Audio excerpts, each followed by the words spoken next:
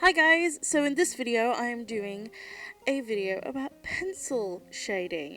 Now, I've had a lot of questions about how I use different materials, and I thought it would be fun for me to do little videos like this that would talk about the art material in general.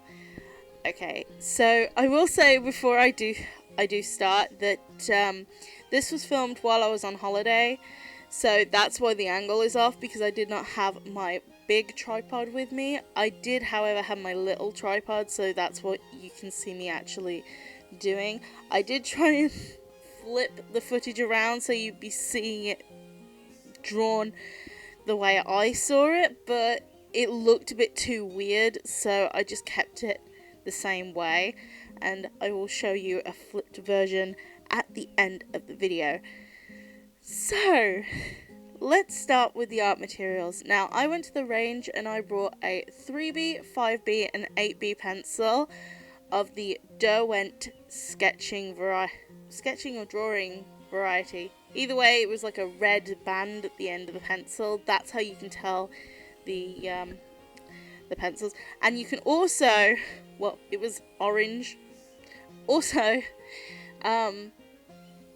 I did use some red pencils, and those are my crumble and graphite pencils from Derwent as well. The only difference is the crumble and graphite pencils, they are no longer in circulation anymore, which is so sad because they were my favourite drawing pencils. And you can see me going in with blending stumps as well.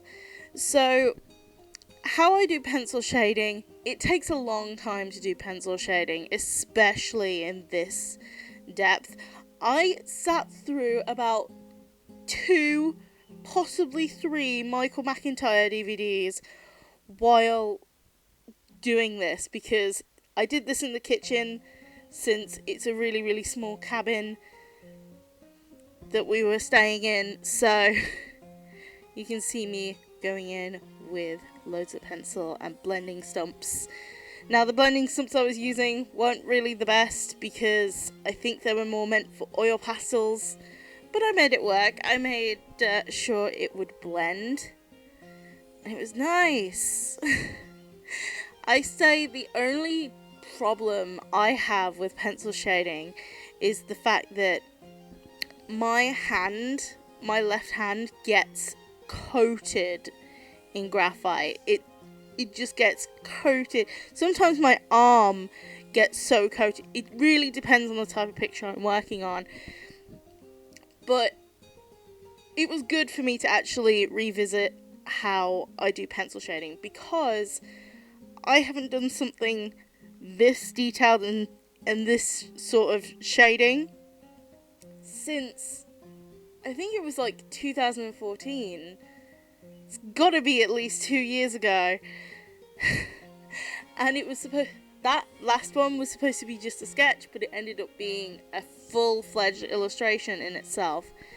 So this is how I kind of use it. I just go in with different pencils. Okay, with the sketching pencils, I will say that you do not need every shade of B. Okay, so I would suggest getting a lighter B, a mid B, and then a really dark B. So normally the normal darkest and softest pencil that you can get is a 6B, but I managed to get an 8B. Apparently there's a 10B somewhere in circulation, but I could only find an 8B pencil. I must sound like a bit of a mad person right now, saying all the B's.